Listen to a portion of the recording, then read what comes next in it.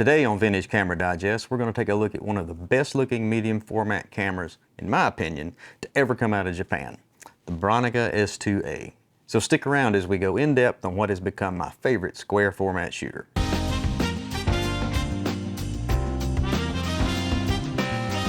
In the 1950s, Zenzaburo Yoshino set out to build what he thought would be the perfect camera. He had been paying attention to what Hasselblad had been doing with their focal plane shutter cameras, the 1000F and the 1600F, and he thought he could improve upon that design while keeping a modular system. So after years of pouring his resources into the design, the Bronica Z debuted in 1958. And one of the notable improvements over the Hasselblad cameras was that the Bronicas featured an instant return mirror. Today we take this technology for granted, but back then once you pressed the shutter, you would experience mirror blackout until you wound the film to the next frame. Today, mirrors, if we have them, usually flip up to let light pass to the film, but the Bronica's design was unique in that the mirror would slide down flat and under the lens. This design meant that the lens could sit deep in the camera body and allowed the use of shorter focal length lenses without interfering with movement of the mirror. But Yoshino had put so much of his money into the camera design that he had little left to dedicate to lens manufacturing. And this is where a partnership between Bronica and Nikon began. And now when you see these older Bronicas with Nikkor lenses, you'll know why. If you've ever wondered how good a Nikon medium format lens would be, just pick up an old Bronica and find out. And speaking of the lenses, most of them came without a focusing helicoid. That part was separate and mounted to the camera body. Bronica kept improving their cameras over the next couple of years, and in 1961 came out with the Bronica S. It was a more basic design than the cameras before, but it had improved mechanics and reliability. The S was modular, like the Bronica Z, and D before it. All the components, lens, viewfinders, backs, were removable and interchangeable. And they also made an economy version of that S that didn't use interchangeable backs. It was just named the C. Other than that, it's pretty much the same camera. In 1965, the Bronica S was replaced by the S2. Its main improvement would be to include a removable focusing helicoid on the body. In 1969, the S2 was replaced by the S2A, and that camera remained in production until 1977. The S2A offered improved reliability due to upgrades in the winding mechanism. Externally though, the S2 and the S2A are very similar, and it's sometimes hard to tell one from the other. A lot of the auctions I see for these cameras claim that they're S2As when they're not. At the end of the video, I'll go over some of the ways you can tell the difference, so you can be sure that you're getting a camera with a better winding mechanism. Also, somewhere around this time, Bronica began supplying their own lenses, the Zenza, as well as continuing to offer the Nikkors. The shutter speed selector is on the left side of the camera, with a range of 1 second to 1/1000th of a second plus B. So you got that right there. The aperture selection is controlled by a ring on the lens as usual. And there was also a pretty good selection of lenses, and later designs were multi-coated. The 75mm 2.8 was the standard lens for these cameras, and I have a coated version of this, and I also have an uncoated version.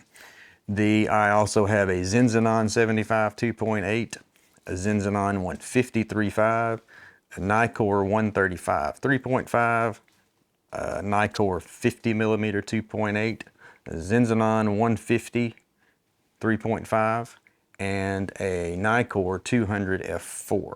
Other available Nikkor lenses were a 40 f4, a 50mm 3.5, a 105 3.5 leaf shutter, and even a 600mm 5.6, and there were probably others. Available Zenza lenses were a 50 2.8, an 80 2.4, an 80mm 2.8 Carl Zeiss design lens, and a 200 3.5. There may be others as well. There was also a third-party manufacturer, Komura, that offered lenses for the Bronica as well. If I were to rank the quality of the available lenses, it would go for the most part as Nikon being the best, the Zenza next, and the Komuras last.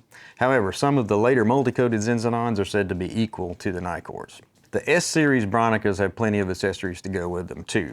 They have interchangeable film backs in 6x6 format and 645. There were several viewfinders to choose from as well, including a 45 and 90 degree, a chimney style, both metered and unmetered, a A few grips were also available, including a couple of L grips and a T grip. And out of these accessories, I have a few. Here we have the chimney finder, the 90-degree prism, an L grip, and the T grip. I do like the chimney finder. It offers a bit of magnification and it helps block stray light from entering the sides like it does on a regular waist level finder. I'm not too impressed with the 90-degree prism though. It actually reduces the size of the image and is rather dark compared to the standard waist level finder. I've measured that it's at least 2 stops darker than the standard waist level or chimney finder. The L grip is quite handy though. Here I have it mounted to my Bronica C2, which is the same as the S2 without the interchangeable backs. It adds a cold shoe where you can mount a flash or trigger or other accessory. This is the T grip, and it's a pretty cool gadget. You mount it to the bottom of the camera and it will operate both the shutter and the depth of field preview with one of these 2 triggers. It also has a safety switch so that you don't inadvertently trip the shutter. Let's mount that and show how that works. So here we have the T grip mounted. It has 2 triggers. This bottom one triggers the depth of field preview switch and the top one triggers the shutter. And it also has a safety release switch so you don't inadvertently trip the shutter when you don't need to. Some other features of the camera that I haven't mentioned yet are its ability to shoot 120 or 220 film. And you can set that by using this little switch on the side of the back, pointing to 12 or to 24. I don't think you can get 220 film anymore. I think I've said that before. You may find some old 220, but I don't believe any new is being made. And speaking of the backs, they employ some interlocks that make them an engineering marvel. If you haven't removed the dark slide from the back, the camera will not fire. And you can't remove the back unless the dark slide is inserted. Actually, that's how you remove the back. You insert the dark slide, press it in just a little further to disengage it from the camera body. When you attach the back, the camera can tell whether the film has been wound to the first frame or not and will perform the correct action depending on that. So we're going to load some film just to show how this works. Actually, this is not film, it's just the paper backing, but I use it for practice. And open up the back and pull out the insert. Loop the film over the back.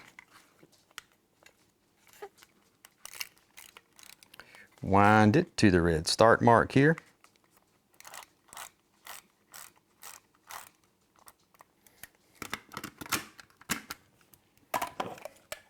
Close the back, and now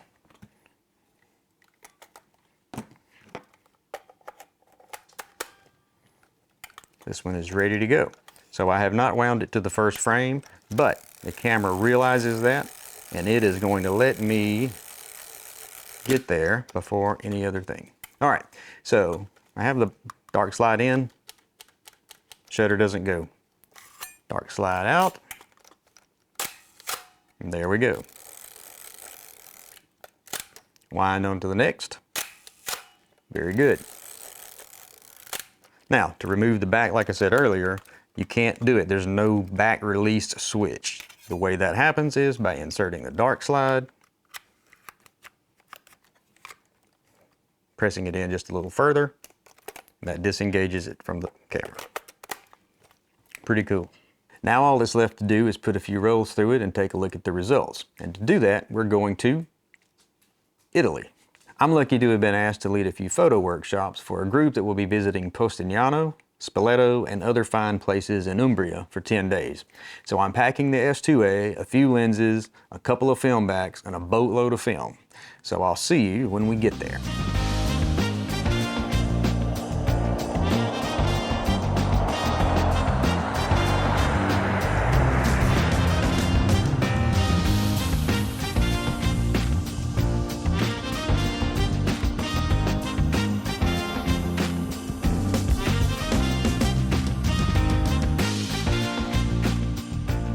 So I mentioned before in this episode that I am incredibly lucky to be where I am right now. I am in one of the most beautiful places I have ever been. I am in Postignano in Umbria in Italy.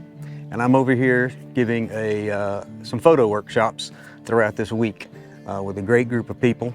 This is my first time in Europe, and Well, it's basically everything that it's supposed to be.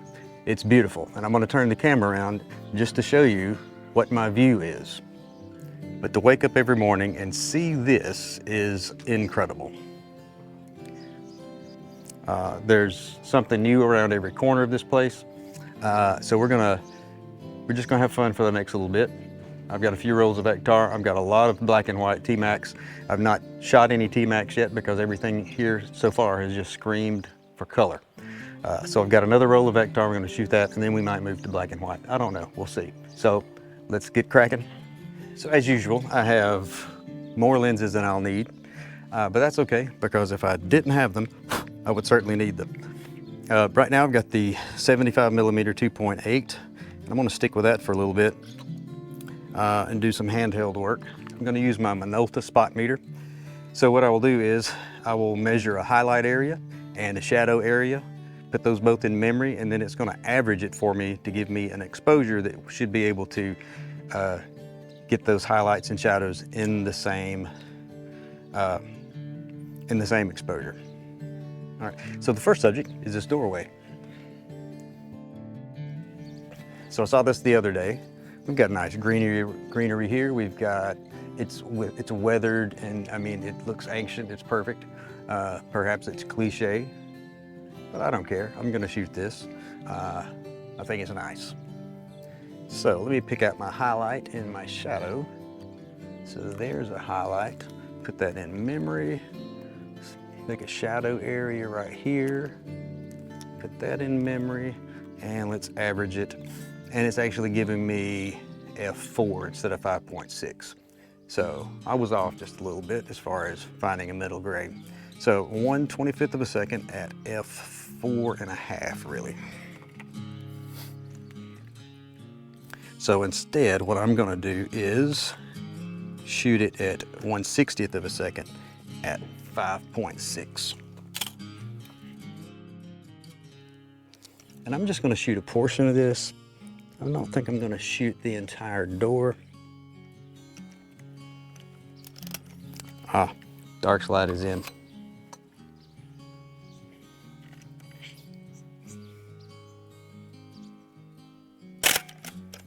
All right. That was the last shot on that roll. So I'm gonna change this, and we'll pick right back up where we are. Put a new roll of film in, and we're ready to go. And I am gonna get this entire door in this shot.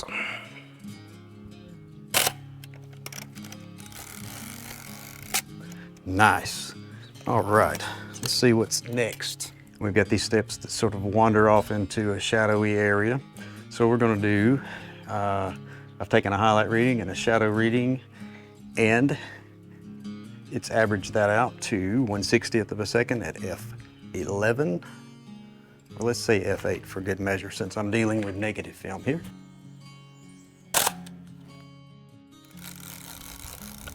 Good, let's move on. So many paths and archways.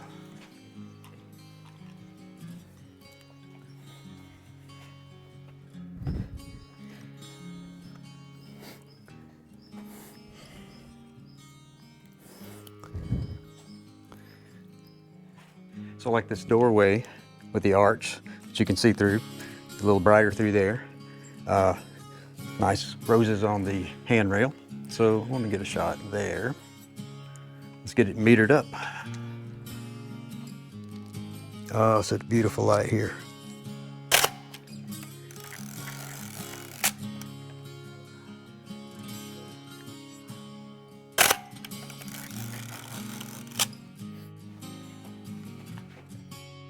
I'm gonna go through film like crazy.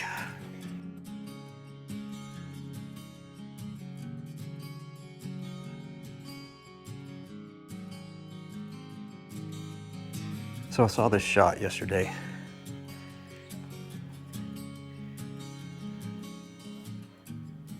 I mean, it just screams to be photographed.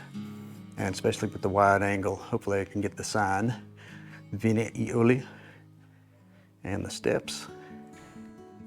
All right, so let's frame this up. Ooh, nice light. It's even. It's low, but it is even. All right, 1/60th of a second. unless I may need to take the camera, the GoPro off the tripod there and use the tripod, we'll see. So 60 at f2. All right, so I'm gonna need to, because I really want a deep depth of field on this, so I'm gonna shoot it at 1/4 of a second at f8 and a half. All right, so I am gonna need that tripod, so let's take that off. Okay, finally got the camera transferred over to the tripod.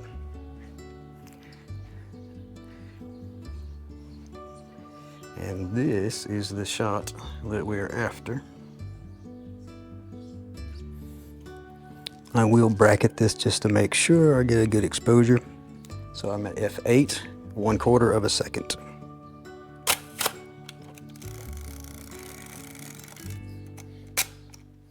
So I'm gonna go f8 at a half second.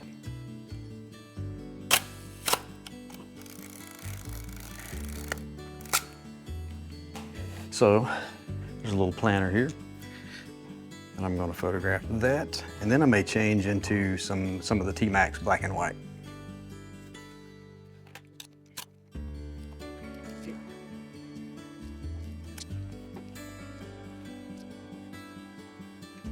So 1/60th of a second at 2.8, and that's what I've got. Or I could do 1/30th of a second at f4 and do my best at staying still. I'm gonna try that. All right, holding my breath.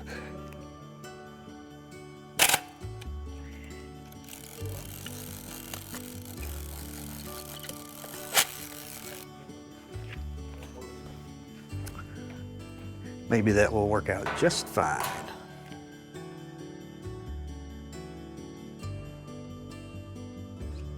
We just walked up to the tower at the top of Postignano, and there is a nice view over to the valley. Sort of through this area right there. We got a nice little frame within a frame. And the sun just went behind a cloud, so we're gonna wait for that to come back out again before I meter that. So our highlights are 1/60th at 16, and our shadows are at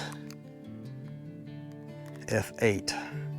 So that's not too bad of a range. All right, so let's try a different highlight then. Let's clear that, because it seems like it would be more than that. Now let's do shadows first. All right, f4.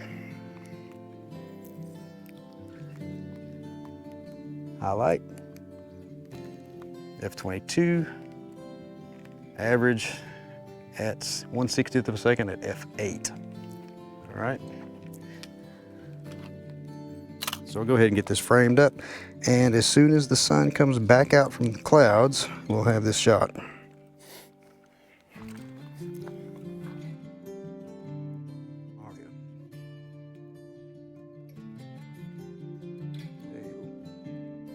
Out of the way, I just remembered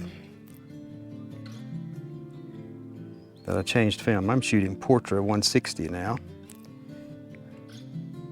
which changes the exposure to 1/60th at f11. I like that better.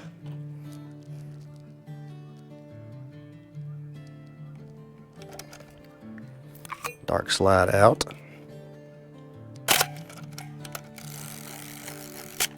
All right, next up.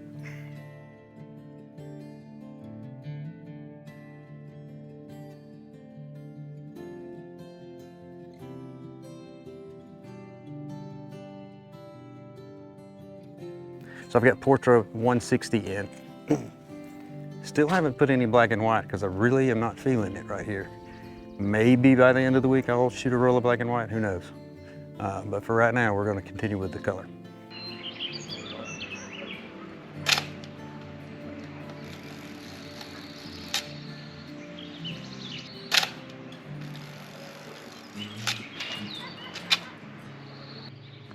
So the GoPro batteries aren't lasting very long out here. That's just normal for a GoPro, I think. So we missed a little bit of shooting earlier. I promise you'll see those results. But the S2A is a great camera. It is, well, first of all, it looks super, as I've said before. It's the 57 Chevy of cameras. The chrome stainless steel, the dark gray leatherette instead of black. It's really striking. So I would love this camera even if it took terrible photos, but it takes great photos. The lenses are good. I like the 75mm best. It is the sharpest. It has the most contrast. It's just a heavy camera. If you have this in a pack with 4 lenses or 3 lenses or whatever have you, it's going to weigh you down a little bit. It does, however, draw attention when you're shooting. People will ask you about this. I've been asked several times today, ooh, what is that? If you're looking for a conversation starter, this could be it. All right. So I've gone through a couple of rolls. I've gone through a few frames of this roll. I may shoot the rest of this tomorrow. We'll see. But it's a fantastic camera, and this is a beautiful place to shoot. This is just a beautiful place to come and not shoot. This is a beautiful place, period. I just ran out of time the other day and couldn't finish it up. But I got a couple more rolls of film to shoot. I've packed a smaller bag right now because what I'm doing is I'm sort of limiting my lens choice. And that's gonna help me work faster, not be distracted by so many lenses. But I've got the standard 75 and the 50mm wide angle, so I'll be using those two. I've got Portra 160 in one camera back, and I've got T-Max 100 in another. So looking for the next shot, and I think I found it. Because right behind me over my shoulder, there's a cat that's been around here all week. So my metering is 60 at f4 or 120 at 2.8. Let's do a 2.8 shot first.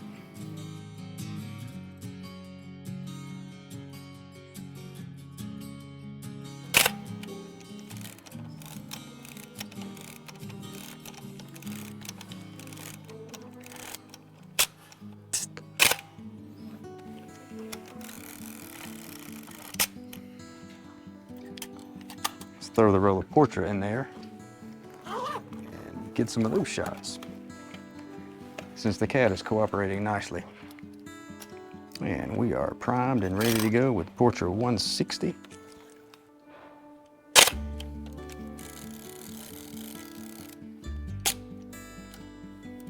So my plan for the next little bit is to shoot the rest of this roll of Portra 160. And then probably, I don't know, I may call it a day after that. Depends on what's happening, what the light does. The light is at such a point now where most of these alleys are in shade, and it's gonna be hard to handhold the camera at a decent shutter speed. So I may need the tripod that the GoPro was actually on. Couldn't pack 2 tripods, only could pack 1.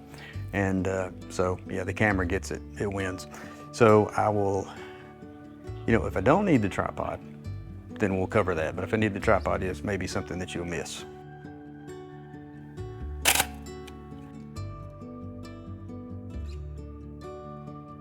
So this is the latest shot that I've got. There's a nice little area here. We've got a lot of angles for the staircase. We've got some sun coming in on one side. We've got some deep shadows, and we've got this nice rose right in the middle. Got a couple of shots of that, slightly different perspectives.